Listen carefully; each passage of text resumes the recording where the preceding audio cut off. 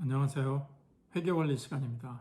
오늘은 제4강 서비스 기업의 회계 순환에 대해서 강의를 하도록 하겠습니다. 자, 회계원리에서 주로 취급하게 되는 크게 두 가지 분야가 있습니다. 첫 번째는 가장 대표적인 게 상품 매매, 상품을 판매하는 회사가 있고요. 두 번째는 서비스 기업, 서비스 매매, 용역을 제공하는 회사가 있습니다. 이렇게 크게 두 가지가 있는데 그 둘의 차이는 뭐냐면 하나는 정확하게 물건이 한 개, 두 개, 세 개 이렇게 물건이 주어진다는 점이 있고, 두 번째의 서비스는 이거를 정확하게 한 건, 두 건이라고 얘기할 수도 있지만 동시에 얼마나 오래 했느냐, 하루 이틀 또는 1시간, 2시간 이런 것들로 측정을 하게 됩니다. 대표적인 것이 바로 우리가 회사에서 근무를 하게 됐을 때 내가 얼마만한 나의 서비스, 나의 노동을 제공했는가, 나의 근로를 제공했는가가 대표적인 게 되겠죠. 자, 오늘은 서비스 기업의 회계순환, 서비스 기업에서는 어떻게 이 회계 거래를 기록하고 또 관리하는가에 대해서 알아보겠습니다. 자, 회계장부의 수정 절차를 설명한다. 학습 목표를 보겠어요. 저는 교재는 제가 이렇게 준비를 해서 가고 있고요. 여기 보시면은 제가 여러분들께 나눠드렸던 것인데 1강부터 13강까지 이걸 하나를 가지고 하기 때문에 제가 여러분들께 드릴 때는 그 주차에 해당하는 것만 먼저 드리긴 하지만 저는 통합된 교재를 보고 있어서 페이지 번호를 얘기할 때 저는 이게 통합된 교재의 페이지 번호다라고 봐주시면 되겠어요.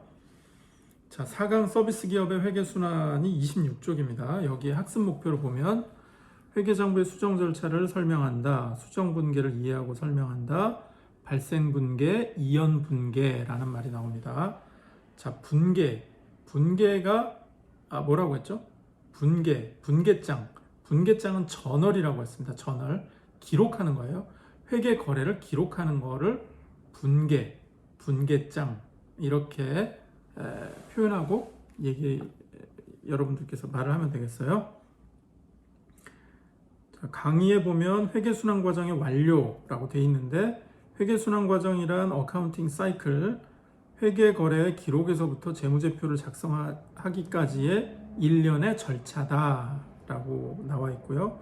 회계 기간 fiscal year, 결산 closing, 회계기간의 종료일을 결산일 또는 재무상태표일이라고 한다. 이건 왜 그러냐면 재무상태표상에 이렇게 보면 거기에 날짜를 기록하게 돼 있어요.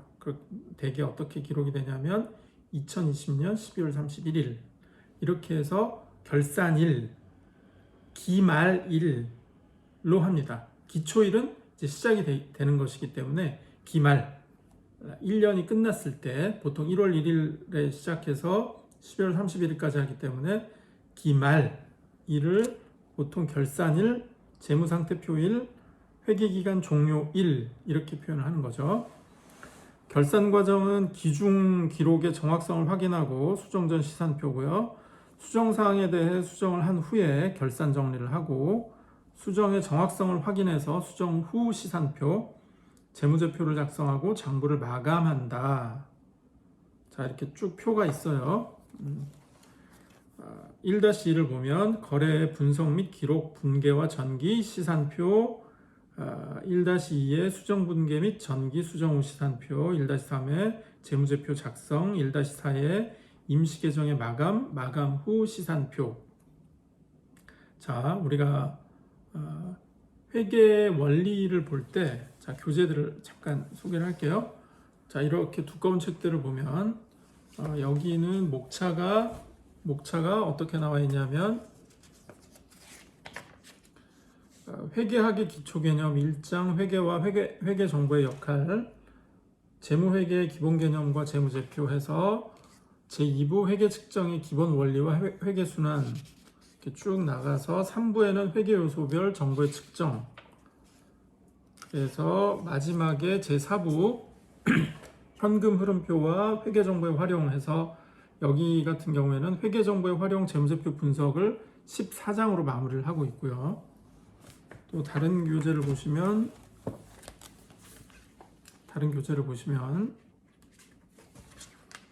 여기는 IFRS 회계원리인데 챕터 1 기업과 회계에서부터 재무제표의 기초, 거래기록, 서비스 기업의 회계순환 이렇게 쭉 나가서 현금흐름표와 재무제표 분석으로 이 교재를 마무리를 하고 있습니다. 또 다른 교재는 여긴 회계 입문이라는 교재인데 회계 기본 개념과 재무제표의 구성 요소, 거래 기록, 서비스 제공회사, 상품 판매 회사, 재고자산 이렇게 쭉 나가서 마지막으로는 재무제표의 분석 12장, 자본, 금융자산 자본, 재무제표 분석 이렇게 해서 마무리를 하고 있습니다. 이렇듯이 회계 원리에 관련된 교재들은 조금씩 차이가 있어요.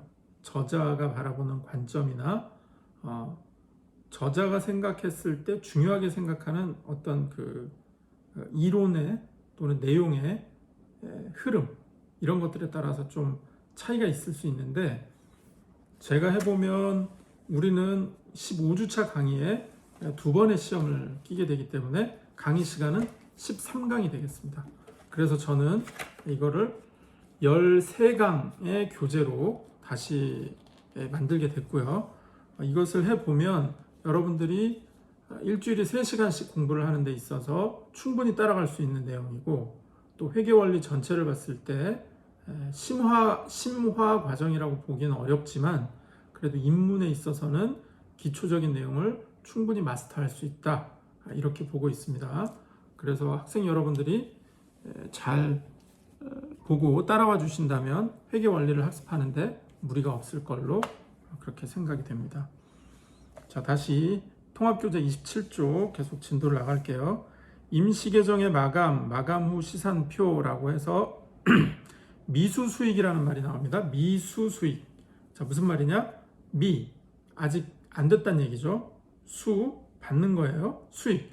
아직 받지 못한 수익이 있다. 결산일 현재 발생했지만 아직 장부에 기록되지 않은 수익으로 자산 계정이다. 자산. 수익이니까 자산 계정이다 이거고요. 미지급 비용이란 결산일 현재 지급할 의무는 있으나 아직 장부에 기록되지 않은 비용으로 부채 계정이다. 자, 미지급 비용은 마찬가지로 아직 도래하지 않은 지급해야 될 비용 일종의 부채죠. 비용은 일종의 부채입니다. 수익은 일종의 자산이 되는 거죠. 내가 받았으니까 내 어떤 수입의 내용이 되는 것이 됩니다. 자, 오늘 4강에서는 그 스터디 문제가 4개가 있어요. 근데 이 4개라는 것이 단순하게 푸는 게 아니라 이 복잡하게 큰 사이클을 그려야 되는 것이기 때문에 이 4가지 패턴에 대해서 공부하는 게 오늘의 목표가 되겠습니다. 자, 미기록된 수익과 비용의 인식, 결산일이 12월 말인 독수리 기업의 다음 사항에 대해 결산 정리를 하시오. 1. 종업원의 급여는 근무한 달의 다음 달인 10일에 지급하고 있다. 직원들에게 12월 급여로 지급되어야 할 금액은 9천만 원이다. 공항은행에 10억 원의 정기예금이 있으며 컴마가 붙은 게 어떻게 되죠? 자, 여러분 숫자를 읽을 때 컴마 1000, 컴마 두 번째 100만 원, 컴마 세 번째 10억, 컴마 네 번째는 조 이렇게 됩니다. 정기예금이 있으며 이 정기예금에 대한 이자율은 연간 12%이다. 이자는 매 3개월마다 지급되며 최종 이자 수취일은 10월 31일이었다. 지금 이 교재에서 표시된 것은 현재 시점에서의 시중 금리나 시중 시세에 따르는 거라기보다는 규모는 적정하게 맞추려고 노력을 하되 계산을 위해서 책정된 그런 기준들이기 때문에 12%면 엄청나게 고리라는 점을 기억하시는 게 좋아요. 자, 차변 대변이 나오고요. 차변 대변이 나오고, 자, 볼까요? 보이시나요? 차변 대변이 나오고 종업원 급여 9천만 원, 미지급 급여가 9천만 원. 발생한 비용을 기록하고 지급하지 않았으므로 부채인 미지급 비용 또는 미지급 급여를 기록한다. 자, 두 번째, 공항은행은 차변 대변이 있으면 미수 수익, 미수 이자, 받지 못한 이자는 얼마? 2천만 원, 이자 수익은 2천만 원 대변에다가 기록을 하고요.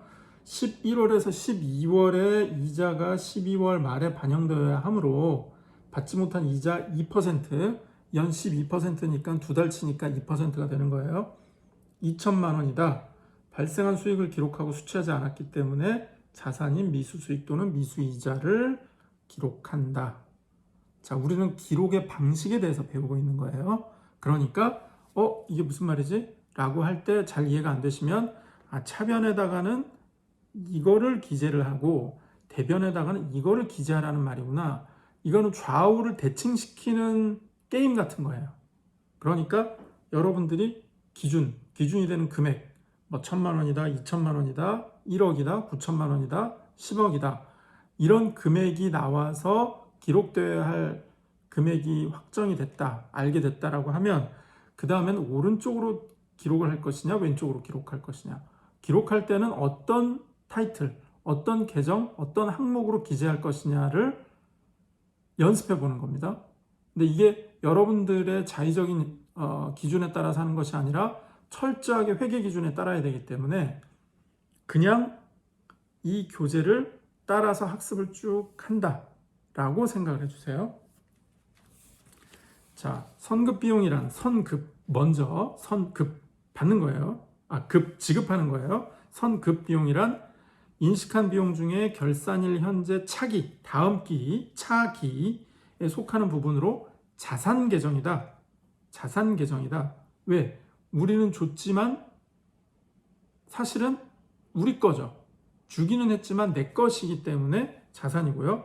선수 수익이란 미리 받은 미리 받은 수익이란 인식한 수익 중에서 결산일 현재, 자, 올해 기준으로 결산일은 언제냐면 2021년 12월 31일인데 지금 만약에 결산일 기준에 재무제표가 나왔다 그러면 2020년 12월 31일이고요.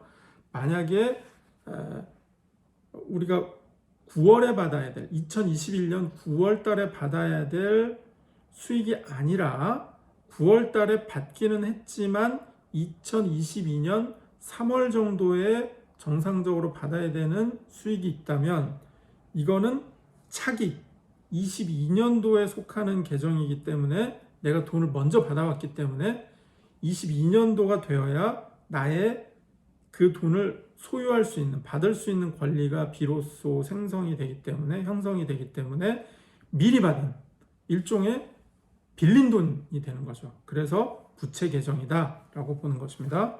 자, 스터디 2를 볼게요. 스터디 2. 자, 기록한 수익과 비용의 이연이 뭐예요? 미루는 거예요. 연기하는 거예요. 미루는 거예요. 이연. 선급 비용과 선수 수익, 결산일이 12월 말인 독수리 기업의 다음 각 사항에 대한 결산 정리. 1번 11월 1일에 임차 비용 3개월분 6천만 원을 지급하고 다음과 같이 기록했다. 차변, 임차 비용은 6천만 원, 대변, 현금은 6천만 원. 12월 1일에 임대 수익 3개월분 9천만 원을 현금으로 받고 다음과 같이 기록하였다. 차변에 현금 9천만 원, 임대 수익, 대변에 임대 수익 9천만 원. 그럼 이거를 어떻게 할 것이냐? 자, 볼게요. 차변에는 선급 비용, 괄호치고 선급 임차 비용 좀 구체적으로 기재를 했습니다. 2천만 원. 대변에는 임차 비용 2천만 원. 당기분 임차 비용은 해당되는 지금 21년 당기 이번 기에 해당되는 임차 비용 2개월치는 4천만 원이기 때문에 임차 비용 2천만 원을 감소시키고 자산인 선급 비용 또는 선급 임차 비용으로 기록한다. 말이 어렵네요. 잘 보시면 돼요. 자, 차변에서 임대수익 6천만 원, 대변에서 선수수익, 선임대수익 6천만 원. 당기분 임대수익은 1개월치인 3천만 원이기 때문에 임대수익 6천만 원을 감소시키고 부채인 선수수익 또는 선수임대수익으로 기록한다.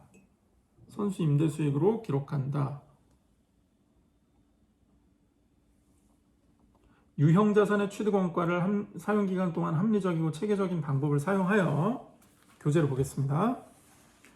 비용으로 배분하는 과정을 감가상각, depreciation, 감가상각이라는 거는 떨어지는 걸 얘기하는 거예요. 매년 감가상각비를 누적한 금액을 감가상각 누계액, 누계 축적하는 겁니다. 누계액이라고 하는데 이는 유형자산에서 차감하는 형식으로 기재한다. 유형자산이 뭡니까? 형태가 있는 자산에서 뭐 한다고? 차감? 빼는 거예요. 왜? 감가상각만큼 빠졌기 때문에. 여러분이 만약에 차를 한 대 가지고 있습니다. 그 차가 1,000만 원짜리입니다. 이 차의 감가상각 연한을 10년으로 볼게요. 10년으로 보면 여러분들이 2021년도에 구매해서 22년도가 되면 이 자동차 가치는 얼마가 될까요? 900만 원이 되죠. 왜? 10년치를 받기 때문에 1년마다 100만 원씩 감가상각, 100만 원의 감가상각이 어떻게 돼요? 차감, 떨어집니다. 어디에서? 유형자산인 차량 운반구 1,000만 원에서. 그리고 만약에 5년이 지났다. 그럼 어떻게 될까요? 500만 원이 되죠. 그 500만 원을 어떻게 기재를 하는 거예요? 차량의 원래 가격, 유형자산의 가치가 1,000만 원인데 5년 뒤의 시점에서 얼마를 차감한다? 1년에 100만 원씩 곱하기 5년을 해서 500만 원을 차감하는데 왜 500을 해요? 100만 원 안 하고? 감가상각 누계액이기 때문에 그 원리입니다. 매출 채권에서 회수가 어려울 것으로 예상되는 금액을 추정해서 대손상각비, 말이 어렵습니다. 손해를 대체하는, 손해에 대한 상각 빼는 금액으로 인식이 뭡니까? 장부에 기재한다는 거예요. 장부에 기재한다. 실제 그런가요? 받을 수도 있죠. 받을 수도 있어요. 그런데 회수가 어려울 것으로 예상이 된다는 거예요. 예상. 확정이 아닙니다.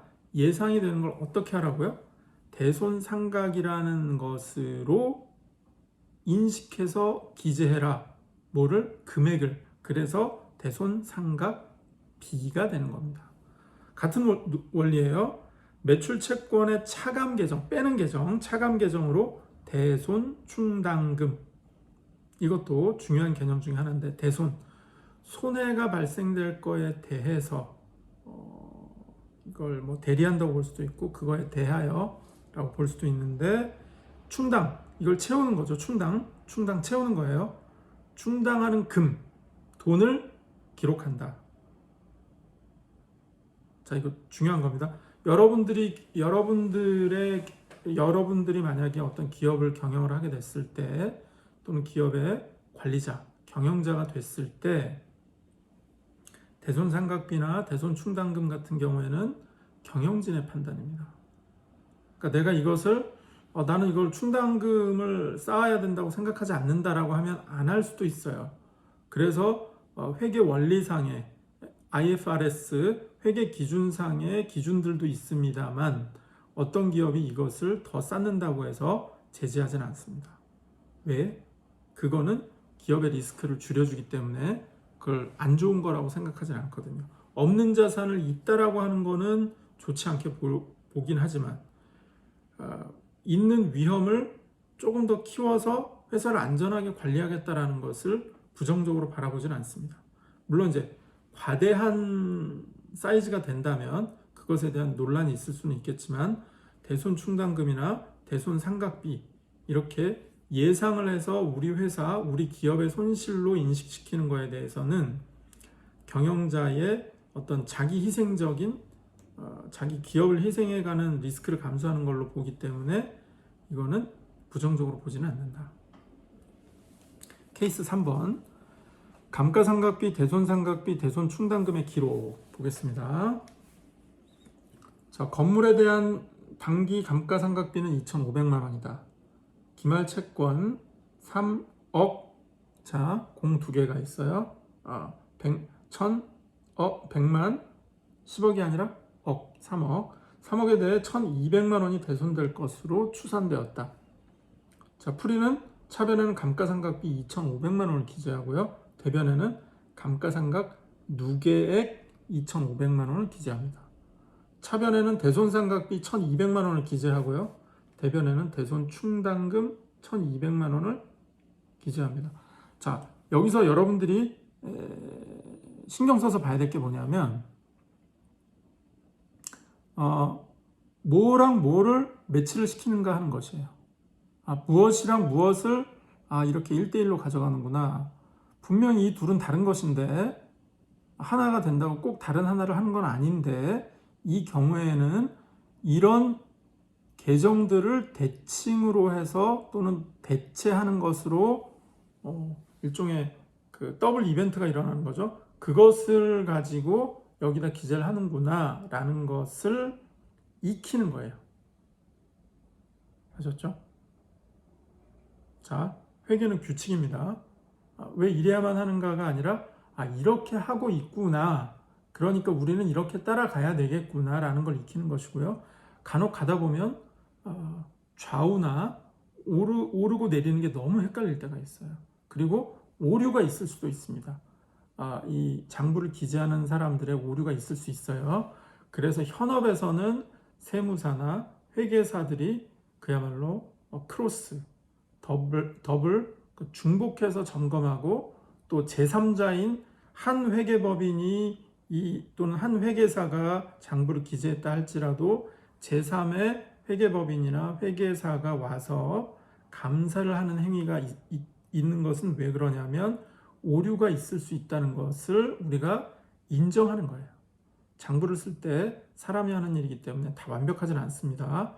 그러나 우리가 지금 학습, 공부로서의 회계 원리에서는 이 교재에 나와 있는 룰을 충실히 따라가는 것이 필요하다.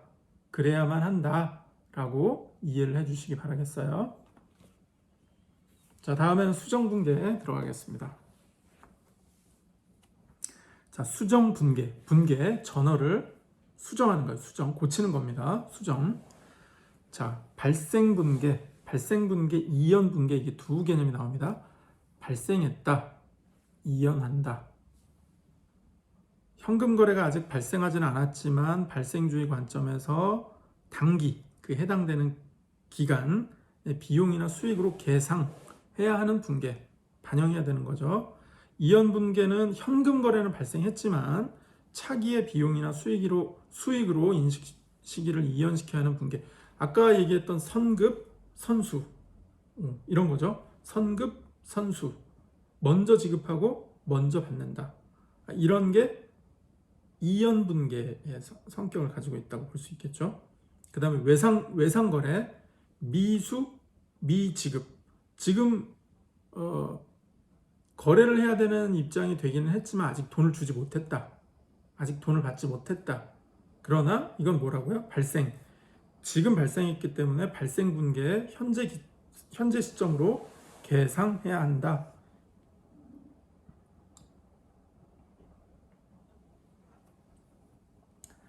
자, 발생분계, 이연분계 설명을 드렸고요. 자, 바로 케이스 4번으로 넘어가 보겠습니다. 자, 여기 오늘 우리 강의의 하이라이트가 이 케이스 4번이니까요.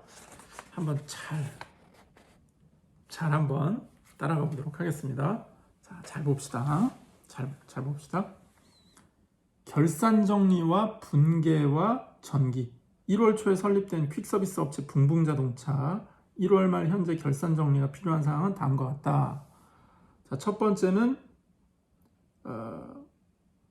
1사분기에 아니에요. 1월 1일에 차입한 차입금의 1월분 이자는 100만 원이나 아직 지급하지 않았다. 1월 3일에 지급한 임차비용 중에서 1월분은 300만 원이다. 퀵서비스용 오토바이의 1월분 감가상각비는 400만 원이다. 매출채권 잔액에 대한 대손상각비는 50만 원이다. 자, 이거를 이제 회계장부화 시켜보는 거예요. 결산 정리를 분계하면 다음과 같다. 자, 번호가 ABCD가 있고요. 날짜가 1월 31일로 쭉 갔습니다. 왜? 1월 말에 결산을 하는 거예요. 1월 말에 그 해당 월에 결산하는 것이기 때문에. 자, 차변과 대변이 있는데, 차변 먼저 이자 비용 100만 원. 그런데 어떻게 했다고요? 아직 미지급 비용 주지 않았어요. 100만 원. 그 다음에 차변의 선급 비용, 선급 임차 비용 600만 원. 임차 비용 600만 원. 1월 3일에 지급한 임차 비용 중 1월 분은 300만 원이다. 감가상각비 400만 원. 감가상각 누계액 400만 원. 대손상각비 50만 원. 대손충당금 50만 원. 자, 1월 3일에 임차비용 900만 원을 기록하였으나 1월분 임차비용 300만 원이므로 600만 원의 임차비용을 감소시킨다. 이 600만 원은 자산인 선급비용이다. 결산 정리는 단기분 오토바이 사용액은 400만 원이며 차감 내용을 설명하기 위해 차량 운반구의 장부가액은 7,200만 원이다. 그러니까 7,200만 원 마이너스 400만 원 이렇게 된다라는 얘기고요. 결산 정리 D는 단기분 매출 채권의 대손상각비는 50만 원이고 차감 내역을 설명하기 위해 매출 채권 대신에 대손충당금 계정을 사용한다. 1월 말 매출 채권의 장부 금액은 1,350만 원. 왜? 1,400에서 50만 원을 뺐기 때문에. 자, 결산기의 정리가 나옵니다. 자, 이게 약간 어려워요. 이게 조금 어려운데. 자, 원장이 있어요. 원장이 있는데, 자, 현금, 차량 운반구, 선급 비용, 차입금, 미지급 비용, 자본금, 용역 수익, 임차 비용, 이자 비용, 대손상각비, 매출 채권, 대손충당금, 감가상각, 누계액, 미지급금, 급여, 감가상각비, 모든 계정에 대해서 T계정을 다 만듭니다. T계정이에요. T계정을 다 만들어요. 그걸 어떻게 만드나? 자, 각각 거래에 대해서 날짜별로 차변 대변을 각각 만드는 거예요. 자, 현금은 현금 기준으로, 매출 채권은 채권 기준으로, 운반구는 운반구 기준으로, 감가상각은 감가상각 기준으로. 자, 여기에 이 좌우로 한 거에 대한 개념은 뭐냐면, 일단 큰 뼈대를 만든 다음에 현금에 대칭되는 쪽에 매출 채권과 대손충당금을 한 것이고요. 차량 운반구도 거기에 따른 감가상각, 차입금도 차입도 있지만 미지급금도 있고, 임차 비용 중에서는 뭐 급여라든지 이자 비용 중에서는 감가상각비 중에 뭐 이런 것들을 좌우 대칭으로 보기 쉽게 정리한 거예요. 꼭 이래야만 하는 건 아닙니다. 그러나 보통 이렇게 정리한다라는 것이고요. 꼭 이래야 하는 것은 각각 결산기의 계정 항목들에 따른 좌우 대칭 T계정을 만들어야 된다라는 거예요. 그래서 1월 1일 날 자본금 1,000만 원이 들어왔고 임차 비용이 들어왔고. 자, 잠깐만요. 자, 이거를 어떻게 봐야 되냐 하면, 이게 원래는 이 붕붕자동차에 대한 좀 더 많은 정보가 있어요. 근데 여기에는 이 정도만 표현이 됐기 때문에 여러분들은 이 숫자가 900만 원이라는 숫자, 뭐 또 어디죠? 7,200만 원이라는 숫자 또는 7,600만 원이라는 숫자가 어디서 나왔느냐에 대해서는 그냥 원래 이 교재에선 충분히 제시되지 않았지만 그 가정값이 있었다라고 이해를 해주세요. 그렇게 이해를 해주시면 좋겠습니다. 자, 자본금이 1,000만 원이 들어왔대요. 그리고 차입금이 1,200만 원이 들어오고 용역 수익이 180만 원, 매출 채권이 80만 원, 임차 비용으로는 90만 원이 나갔고 차입금 200만 원, 급여 170만 원이 나갔고요. 매출 채권에서는 용역 수익이 100만 원이 1월 15일 날 들어왔고 1월 20일 날 용역 수익이 120만 원, 그 다음에 현금으로 1월 21일 날 80만 원이 들어왔어요. 대손 충당금으로 대손 상각비가 50만 원이죠. 50만 원이, 그렇죠. 50만 원이 반영이 돼야 된다. 차량 운반구는 미지급금이 760만 원이 있고 감가상각으로는 400만 원이 있다. 여기 단위가 조금씩 틀렸네요. 50만 원이 돼야 되고 여기는 400만 원이 돼야죠. 자, 선급 비용도 여기도 60만 원이 아니라 600만 원이 되겠습니다. 자, 차입금 200만 원, 현금 1200만 원, 미지급금 차량 운반구 여기도 7600만 원이죠. 7600만 원. 7600만 원에서 400만 원이 빼야 되니까요.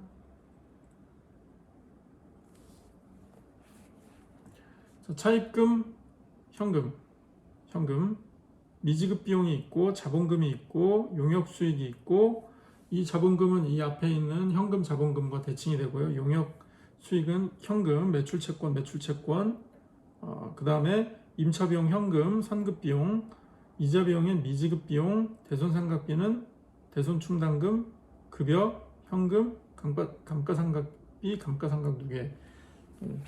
조금 틀린 게 있네요. 50만 원, 400만 원 이런 것들은 좀 고쳐야 되겠습니다. 자, 수정 후 시산표로 넘어갈게요. 수정 후 시산표. 15년 1월 31일 현재를 가정을 했을 때 붕붕자동차는 현금이 2천만 원, 매출채권 140만 원, 대손충당금 5만 원으로 기재가 되어 있네요. 일단 이 기준을 따라갑시다. 이 숫자를 맞춘 거니까 이 기준을 따라가야 될 것 같아요. 그러면 앞에 가정이 잘못됐다고 하고 이 기준을 맞추는 걸로 해야 되겠네요. 대손충당금 5만 원, 차량 운반구 760만 원,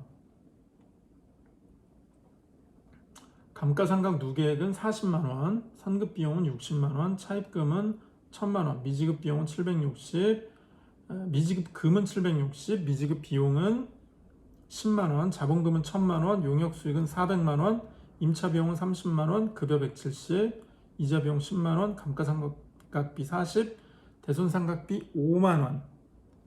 자, 그래서 차변의 합계는 3215만 원, 대변의 합계는 3215만 원. 이걸 가지고 포괄손익계산서를 합니다. 2015년 1월 1일부터 15년 1월 31일까지 주식회사 붕붕자동차의 원단위 포괄손익계산서는 차변의 비용, 대변의 수익을 표현해서 임차비용 30, 급여 170, 이자비용 10, 감가상각비 40, 대손상각비 5, 당기순이익 145, 합계 400, 용역수익 400에 400. 재무상태표는 붕붕자동차 자산과 부채 자본 이렇게 나가는데 2015년 1월 31일 기준으로 현금은 2천만 원, 매출채권 140, 대손충당금 빼서 마이너스 5, 차량 운반구 760에 감가상각 누계액 빼서 40만 원, 선급비용 60만 원 합계 2,915만 원, 부채와 자본 차입금에 1,000만 원, 미지급금 760, 미지급 비용 10만 원, 부채 합계는 1,770. 자본금은 1,000만 원, 이익 잉여금 145만 원, 자본 합계 1,145만 원, 자산과 부채 합계는 2,915만 원. 자, 여기서 문제라는 것은 중간고사 이런 우리 내부에서 하는 문제를 얘기하는 거예요. 우리 문제는 이런 종합적인 총괄적인 표를 제시한 다음에 차변과 대변의 합산이 맞을 수 있도록 어떤 아이템들에 대해서 금액 하나, 두 개 정도를 블랭크를 합니다. 그래서 그 블랭크 값을 찾아오세요 라는 방식으로 문제를 출제하게 됩니다. 자, 기억해 두세요.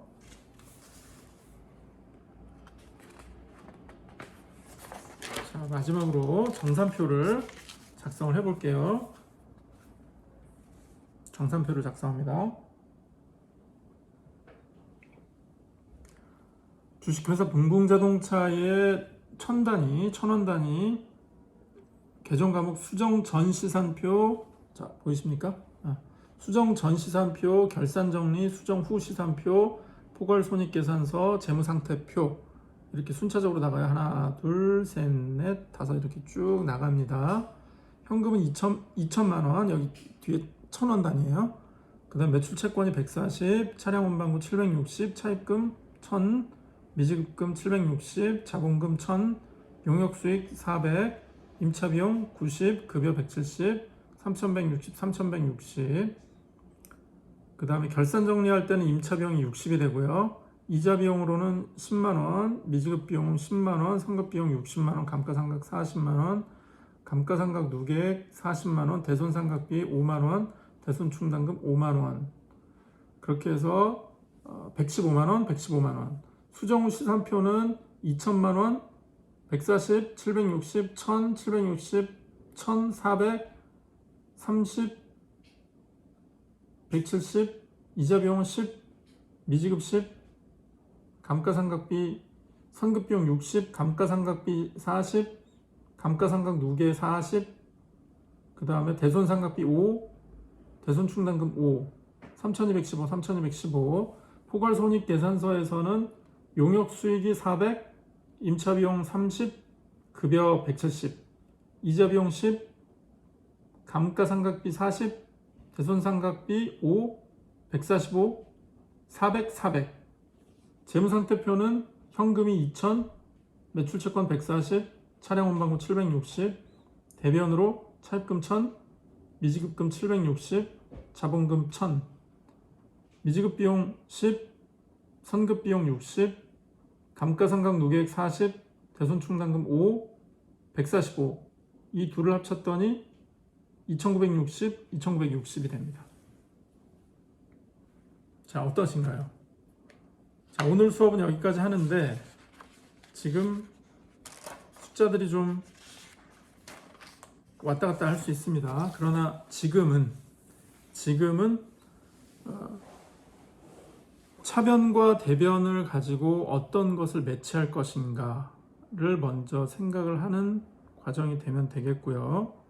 지금 서비스 기업의 회계 순환이라고 해서 우리가 용역을 제공할 때 내가 받은 돈, 못 받은 돈, 그 다음에 먼저 받은 돈, 그리고 먼저 준 돈, 이런 걸 가지고 발생분계, 이연분계를 했고 이걸로 수정 전 시산표, 수정 후 시산표를 작성하는 법을 연습을 해보았습니다. 자, 그러면은 다음 시간에는 상품 매매 기업의 회계 순환 과정에 대해서 배우기로 하고 오늘 수업은 여기까지 하겠습니다. 감사합니다.